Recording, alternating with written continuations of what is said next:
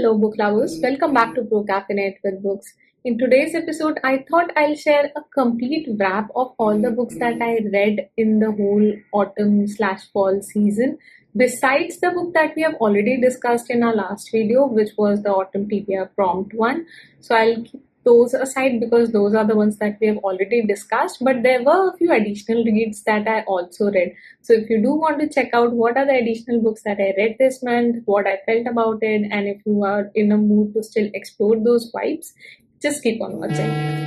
The first read of this month was Death in the Freezer, and this was actually a very short story that I just went out for a day and read it out there in a cafe. The story here is about sibling rivalry and how one of them is really stationed well and is like a golden spoon child of the house, always favored and grown up to be really successful too, while the other one is really struggling. And among that story is an amalgamation of a sci-fi angle where one of the persons is who is actually trying to increase the age of the people, but the way and the approach that he's having is really conspicuous and questionable and probably not the best fit for society as well. So that was the first story. The next book is A Song to Drown the Rivers, and this was such a beautiful book. I mean, it's like a Chinese mythology tale, but more on the historical front of it. It is said to be inspired by one of the real characters in their history, and she was a very beautiful woman born into just a low stature, and from there, a military person actually picked her up and came across her beauty, and he thought, I really have a very good task for you. So the task is for her to be trained in secret as a secret spy and sent offshore to a different kingdom, lure the king over there, and just plan a conspicuous attack on the kingdom so that the rivalry between the two kings stops and this one takes over the other. So that's the plot line, but where you actually fall for the story is the narrative style of it, the way she learns different techniques, the way she feels at different levels and stages, where she's questioning herself, is she doing something right, is what she's doing in a greater good or not, or is she just stuck between the claws of two kings and trying to manipulate one from the other, and who is really after all this. Like, people say we are doing it for the kingdom, for the people of this kingdom, but it's actually just the lust of for the power, where kings are basically fighting for the power, and each one of them wants a greater share or a bigger piece of the cake. And the common people don't really benefit a lot. In fact, they are the ones who lose the most amongst these wars, rivalries, and all the bloodshed that happens along with it. This was a complete 5 out of 5 star read for me. The writing style is really beautiful, the characters are developed really good, and oh my god, the ending, let me just say, it will break your heart, but I somehow understand that it was necessary for things to end the way they did, but it is really beautiful narration. Next up, I read Nettle by Bex Logan, and this was another Fae related story. I thought I'll be picking this up for the prompt, but I already completed that prompt with the quoting of Bristol Keats. So, this was another prompt pick, but it wasn't counted in it. But again, the story was really good, so I thought let's continue with it because fantasy is more something that I was really interested back in at least September month, and I was looking forward to Fae and magic and those kinds of related stories. The storyline here is about a young girl who is looking for a different thing. She has lost her grandmother, who was her everything recently, and now she suddenly stumbles upon a portal, magical portal that she wasn't aware of, and she has now transported herself into the fairyland. And there, the king is actually fighting with the queen, and they are residing in two separate places. And because of their differences, the two fairy kingdoms are almost at war with each other, but they once used to really love each other, so there is a complex chemistry between them. and now the king thinks that the queen has sent her here as a spy, and she's constantly trying to prove that she's not a spy. And that's where this whole Middlegate story is going to carry forward. At times, this was a little silly, but then again, it's middle grade, so I'll give it that leeway. But otherwise, it was a good, interesting read for one time.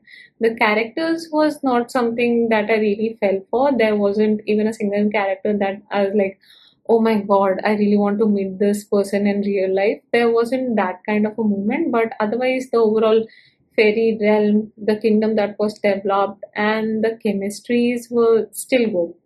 Yep, I had a decade of death and decisions, and this particular story, for the very least, had a broadly interesting plotline. So, what happens is the author here is writing a book over the course of 10 years, and each time he's at a brink of a plot twist or something, he comes to the online forum and lets his readers decide what's going to happen next. So, for say, there is an instance that whether he'll choose to go into the forest or he'll choose to stay back there and defend XYZ things. And then, whatever the readers decide on the poll, based on that, the story takes a new direction. So, it's a very novel and interesting plot line, on, for the very least. And I think whenever those decisions were made, it was kind of unexpected because you never knew what the readers are going to choose. And sometimes they made really peculiar choices, and maybe it was a little difficult for the author to actually go through with those choices. But a very interesting plotline. Now, my problem here was with the narrative style of the book, with which the book was narrated. Now, I did listen to the audiobook version of this, so possibly it could be the narrators or the style of narration in which the author carried those two parts where you are actually telling the story versus the conversion to the online forum and asking people to choose. The conversion portion was still good, but when you're actually narrating the story of things happening, those part of narrative styles were not something that was really working for me, and that was one reason why I did not enjoy the story very much. I think the plot and everything, given the circumstances and how unique this novel is, were all alluring points to actually pick this up and start reading. But otherwise, from content perspective or narrative style perspective, this wasn't really my jam. Then up we have the Bell Witches. Now, this is the story of a young girl who suddenly discovers after her father's death that she has a lost family aunt who suddenly reaches out to her, and she understands that there are certain members of the family who are still alive from her father's side, and they are not that poor. They are living in a grand estate at a very niche locality in a particular city, but the city is somehow very outdated when it comes to their norms. They still believe in debutantes and a proper introduction into the society. And even though the world around them is developing really fast, they refuse to break their barriers, and they just want to be at their own pace and do the things that they have always loved doing. So the whole city is like that, and amongst this is caught up this girl. She's trying to understand what's really going on. Why did her father lie to her about the family? Who are these people? Do they really wish her well, or are there any ill intents involved? And amongst that, she's also discovering that she might possibly just be a witch, which I think is such a great pick for this spooky season. I really enjoyed reading this, especially the storyline and the plot twist that kept happening. There were a bit of turn off points, especially with few characters that were really bugging me in the nose. And other than that, I think the storyline was really good, but a few characters were a little shabby. That could be intentional too, but that's just something that I felt, and I thought you should know probably before jumping in. It gives me a lot of Belladonna sort of a vibe, where she just goes to a mansion, lives there, and she's trying to figure out things by her own. So, interesting take, good for one time read, especially good for spooky season. I also read The Demon, which is the second book after The Girl by Victory Vidake, and this story actually follows the aftermath plotline where in book one, the demon was partially taking control of the girl's body, and she was not understanding what's really going on with her, why her family hates her so much and treats her differently from everything else. Now, this book obviously would be a spoiler, so if you have not read book one, please skip this portion out. But the storyline here is that the demon who actually possessed the young girl is now in full possession of her body and fully controls the girl. So that's where the storyline starts with, and then onward, there are new introductional aspects that are given to you. So you are introduced with a new mythological layer of why these things are happening, why the demon is behaving the way she is, and why she's stuck in the story. It's a higher power that's playing in the background, and she has little to pretty much nothing when it comes to control about the whole situation, and she's just doing what she's been built for and guided for. And these three layers that are discussed into the story actually create such a interwoven, dense, compact story that it's very interesting to read. You never really get bored. Besides the possession part, I don't think I've ever read anything like it. Even the mythical gods and the angles that are discussed in the book were pretty novel to me and something that I've not come across in past. So it was very interesting from those aspects. The way the girl is dealing with her identity crisis, her inner turmoils, and the whole, pulling things apart from within angle is described so well into the story that I really enjoyed reading this one. And my final book of fall season was Grim Curiosities, which was yet another interesting take on a very novel book. The story here is about a girl who inherits her father's shop called Grim Curiosities. And though it was an antique shop and did really well back in 1850s, I think, but since she has taken over, things have not really been going very well. And then she meets a really peculiar person around who is also suffering from the same disease her mother suffered from.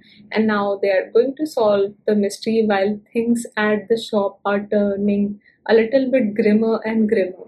So that's the storyline, which was so apt for the last week of Halloween season. I mean, Halloween is just around the corner, and you get to read books like these with stories filled with so much adventure and mystery element. I think it was really good. I do recommend you all to try this out, especially during the Halloween week or at least on that day, All Hallows Night. I think this would be a really interesting read to even, sit with your girls out there in the group and do a readathon around it. Now, these are all the books that I read in the fall season, which include September and October reads, apart from the ones that I covered for my prompt TBR reason. So, apart from that, these were all the books. Let me know in the comments down below which of these you found really interesting. Or you can also let me know how do you plan to spend your Halloween's night. And since it's Diwali season coming up, do you have any special plans? Or do you want me to do a particular video around Diwali theme or something like that? Let me know in the comments down below, and I'll catch up with you in my next video. Until then, keep your coffee strong and your TBRs long. Goodbye.